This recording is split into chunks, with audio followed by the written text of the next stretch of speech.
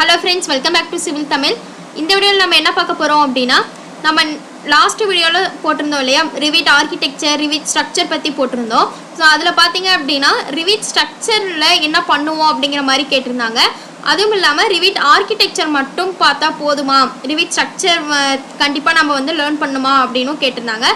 So அதுக்கான answer தான் இந்த வீடியோல பார்க்க போறோம். வீடியோக்குள்ள போறதுக்கு முன்னாடி சேனலை சப்ஸ்கிரைப் பண்ணாதீங்க, சப்ஸ்கிரைப் பண்ணிக்கோங்க, கூடவே பெல் பட்டன் கிளிக் பண்ணிக்கோங்க. So first Revit structure na enna adula nama enna pannuvom mattum first paathalam. இது வந்து பாத்தீங்க அப்படினா ஜெனரலா நீங்க ஓபன் பண்ணும்போது Revit architectureங்கிறது மட்டும் கிடையாது. அதாவது Revit அப்படின்றதுல பாத்தீங்க அப்படினா architecture, structure, construction, electrical, mechanical இது எல்லாமே பாத்தீங்க அப்படினா ஒரு டெம்ப்ளேட் தான். ஓகேங்களா? சோ Revit architecture அப்படிங்கிறது சாஃப்ட்வேர் கிடையாது. Revit அப்படிங்கிறது மட்டும் தான் நமக்கு சாஃப்ட்வேர். அதுக்குள்ள இருக்க டெம்ப்ளேட்ஸ்லாம் தான் அந்த ஸ்ட்ரக்சர் ஆர்க்கிடெக்சர் எதா இருந்தாலும். ஓகேங்களா? இப்போ நீங்க வந்து இந்த இடத்துல நியூ கிளிக் பண்றீங்கன்னு வெச்சுக்கோங்களே. அதுலயே உங்களுக்கு டெம்ப்ளேட் அப்படிங்கிற ஒரு விஷயம் இருக்கும். இப்போ நான் நியூ கொடுக்கிறேன். நியூ கொடுத்தோனே பாத்தீங்கன்னா இந்த இடத்துல டிஃபால்ட்டா உங்களுக்கு என்ன இருக்கும். ஒரு சிலருக்கு கன்ஸ்ட்ரக்ஷன் இருக்கும், ஒரு சிலருக்கு ஆர்க்கிடெக்சர் இந்த மாதிரி இருக்கும். சோ இந்த இடத்துல பாத்தீங்க அப்படினா நம்ம வந்து browse கொடுத்து பண்ணோம் அப்படினா நமக்கு என்னென்ன டெம்ப்ளேட்ஸ் இருக்கோ அது எல்லாமே நாம அதுல चूஸ் பண்ணிட்டு நமக்கு என்ன இது தேவையோ அத நம்ம வந்து चूஸ் பண்ணிக்கலாம். ஓகேங்களா? இப்போ இதுல வந்து பாத்தீங்கன்னா ஜெனரிக்ல இத்தனை டெம்ப்ளேட் இருக்குன்னு சொல்லிட்டு காட்டுது. இப்போ நான் டெம்ப்ளேட்ஸ் கிளிக் பண்ணிட்டு US இம்பீரியல் கொடுக்கிறேன். இதுல பாத்தீங்கன்னா கமர்ஷியல், கன்ஸ்ட்ரக்ஷன், டிஃபால்ட்டா என்ன இருக்கோ அந்த மாதிரி இருக்கும். எலக்ட்ரிக்கல், மெக்கானிக்கல் இந்த மாதிரி நிறைய உங்களுக்கு டெம்ப்ளேட்ஸ் இருக்கும். ஓகேங்களா?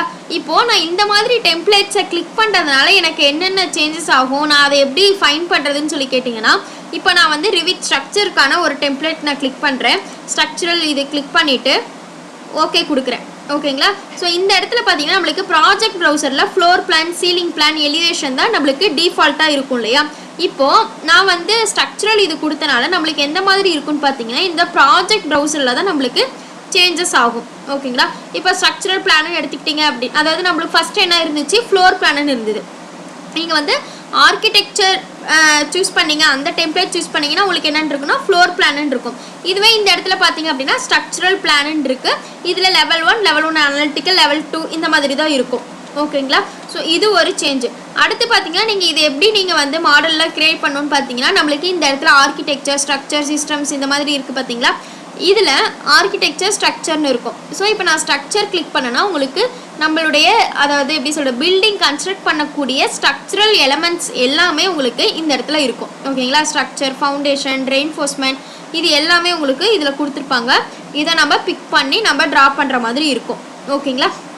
அடுத்துன்னு பார்த்தீங்க அப்படின்னா இதுலேயே நம்ம அனாலிசிஸ் பண்ணிக்கலாமான்னு சொல்லி கேட்டிங்கன்னா Revit ஸ்ட்ரக்சர்லேயே நம்ம அனாலிசிஸ் பண்ணிக்கலாம். அது என்ன அனாலிசிஸ்ன்னு பார்த்தீங்கன்னா ரோபோட் அனாலிசிஸ் அப்படின்னு சொல்லிட்டு ஒன்று இருக்கும். அதில் தான் நம்ம அனாலிசிஸ் பண்ணுவோம். இதுவே நீங்கள் டெக்லாவில் பார்த்தீங்க அப்படின்னா நம்ம டெக்லா ஸ்ட்ரக்சரல் டிசைனர் அப்படிங்கிற ஒரு சாஃப்ட்வேரில் போட்டு அனாலிசிஸ் பண்ணுவோம். அதாவது டெக்லா ஸ்ட்ரக்சரில் வந்து மாடலிங் பண்ணிவிட்டு வேறு ஏதாவது ஒரு சாஃப்ட்வேரில் போட்டு நம்ம அனாலிசிஸ் பண்ணுவோம்.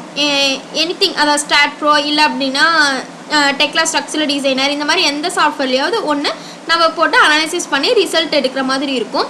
ஆனால் Revit ஸ்ட்ரக்சரில் பார்த்தீங்க அப்படின்னா நீங்கள் மாடலிங் பண்ணிவிட்டு டீட்டெயிலிங் ஒர்க்கு எல்லாமே நீங்கள் இதிலேயே பண்ணிக்கலாம். அப் டு ரிசல்ட் அனாலிசிஸ் பண்ணி ரிசல்ட் எடுக்கிற வரைக்குமே நீங்கள் Revit ஸ்ட்ரக்சரில் பண்ணிக்கலாம். ஓகேங்களா? ஸோ நீங்கள் ஃபஸ்ட்டு புரிஞ்சிக்க வேண்டியது ஆர்கிடெக்சர், ஸ்ட்ரக்சர் இது எல்லாமே ஒரு டெம்ப்ளேட் தான், எந்த ஒரு செப்பரேட் சாஃப்ட்வேரும் கிடையாது. அதே போல் Revit ஸ்ட்ரக்சரில் நம்ம மாடலிங்கிலேருந்து அனாலிசிஸ் பண்ணி ரிசல்ட் எடுக்கிற வரைக்கும் இதிலேயே பண்ணிக்கலாம். ஓகேங்களா? இது ஒன்று. ரெண்டாவது என்ன கேட்டிருந்தீங்கன்னு பார்த்தீங்கன்னா Revit நான் வந்து லாஸ்ட் வீடியோவில் சொல்லியிருந்தேன் இல்லையா, Revit ஸ்ட்ரக்சர் வந்து நீங்கள் லேர்ன் பண்ணியிருந்தா அட்லீஸ்ட் Revit ஆர்கிடெக்சரோட பேசிக் மட்டும் லேர்ன் பண்ணிக்கோங்க அப்படின்னு. ஓகேங்களா? அப்படின்னு நான் சொல்லியிருந்தேன். ஆனால் நீங்கள் கேட்கறது பார்த்தீங்கன்னா Revit ஆர்கிடெக்சர் மட்டும் ஃபுல்லாக படிச்சிருந்தோம், அதில் மட்டும் நம்ம லேர்ன் பண்ணியிருந்தோம் அப்படின்னா ஜாப்க்கு யூஸ்ஃபுல்லாக இருக்குமான்னு சொல்லி கேட்டிருந்தீங்க. இப்போ நான் வந்து சொன்னது Revit ஸ்ட்ரக்சருக்கு உண்டான பேஸ் மட்டும் அதாவது Revit ஆர்கிடெக்சராக பார்த்துக்கோங்கண்ணே.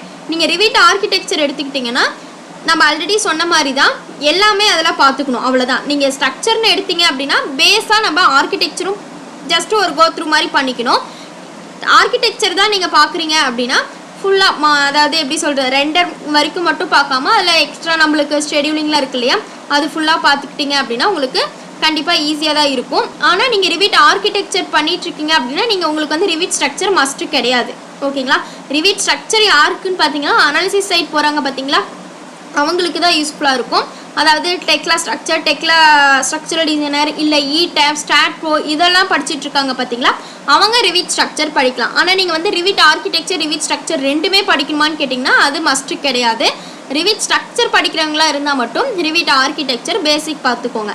அதுவும் எதுக்காகன்னு பார்த்தீங்கன்னா, இப்போ நான் ரிவிட் ஆர்கிடெக்சர் பேசிக் பார்க்க சொல்கிறேன் இல்லையா, இதில் வந்து நம்ம ஸ்ட்ரக்சர் ஃபுல்லாமே நம்ம அனாலிசிஸ் பண்ணி முடிச்சுவோம். எதுக்காக நம்ம வந்து ரிவிட் ஆர்கிடெக்சர் படிக்கணும்னு சொல்லி கேட்டிங்கன்னா, இதில் வந்து இந்த லெவல் கிரிட்டு இதெல்லாம் இருக்குது பார்த்தீங்களா, இந்த லெவல் இந்த இடத்துல ஏன் டிசேபிளில் இருக்குது அப்படிங்கிறதுக்கு நம்ம என்ன பண்ணணும்னு பார்த்தீங்கன்னா, லெவல் வந்து நம்மளுக்கு ஆர்கிடெக்சரில் தான் இருக்கும். ஓகேங்களா, இந்த மாதிரி சின்ன சின்ன விஷயத்துக்காக தான் நான் ரிவிட் ஆர்கிடெக்சர் பேசிக் மட்டும் பார்த்துக்க சொன்னேன். உங்களுக்கு வந்து ரிவிட் ஸ்ட்ரக்சர் எடுத்துட்டிங்கன்னா இந்த இடத்துல உங்களுக்கு லெவல் வந்து டிசேபிளில் தான் இருக்கும். ஓகேங்களா, அதே ரிவிட் ஆர்கிடெக்சர் டெம்ப்ளேட் எடுத்துக்கிட்டிங்க அப்படின்னா உங்களுக்கு வந்து லெவல் அப்படின்ற ஆப்ஷன் இருக்கும். இந்த இடத்துல ரிவிட் ஸ்ட்ரக்சரில் வந்து நம்ம கிரிட் மேக் பண்ணி தான் பண்ணுவோம். ஓகேங்களா, லைக் நம்ம ரிவிட் ஆர்கிடெக்சரில் பண்ணுவோம் இல்லையா, லெவல்ஸ் எல்லாமே கிரியேட் பண்ணுவோம். எத்தனை ஃப்ளோர் கிரியேட் பண்ணுறோமோ அத்தனை இதுக்கு நம்ம லெவல்ஸ் கிரியேட் பண்ணிவிட்டு, இல்லை அப்படின்னா ஃப்ளோர் கிரியேட் பண்ணுறோம், சீலிங் கிரியேட் பண்ணுறோம் அப்படின்னாலுமே நம்ம அந்த ஒரு திக்னஸ் அப்படின்னு வந்தாலே நம்ம வந்து ஒரு லெவல் செப்பரேட்டாக கிரியேட் பண்ணுவோம். அதே போல் தான் இந்த இடத்துல கிரிட்டு நம்ம இன்ஸ்டெட் ஆஃப் லெவலுக்கு பதிலாக நம்ம கிரிட்டு யூஸ் பண்ணுவோம். ஓகேங்களா, ஸோ இதுதான், அதனால தான் நான் வந்து ரிவிட் ஆர்கிடெக்சரோட பேசிக் பார்த்துக்கோங்க அப்படின்னு சொல்லி சொன்னேன். பட் ரிவிட் ஆர்கிடெக்சர் படிச்சிருக்கவங்களுக்கு ரிவிட் ஸ்ட்ரக்சர் தேவை கிடையாது. ஓகேங்களா, ஸோ இதுதான் இந்த ரெண்டு இதுதான் மெயினாக கமெண்ட்டில் கேட்டிருந்தீங்க. அதே தான் ரிப்பீட்டடாக வேறு மாதிரியான ஒரு ஸ்லாங்கில் கேட்டிருந்தீங்க. So Revit architecture Revit structure ரெண்டும் செப்பரேட்டாகவே பார்த்துக்கலாம். ரிவிட் ஸ்ட்ரக்சர் படிக்கிறவங்க மட்டும் ரிவிட் ஆர்கிடெக்சர் பேசிக் பார்த்துக்கோங்க.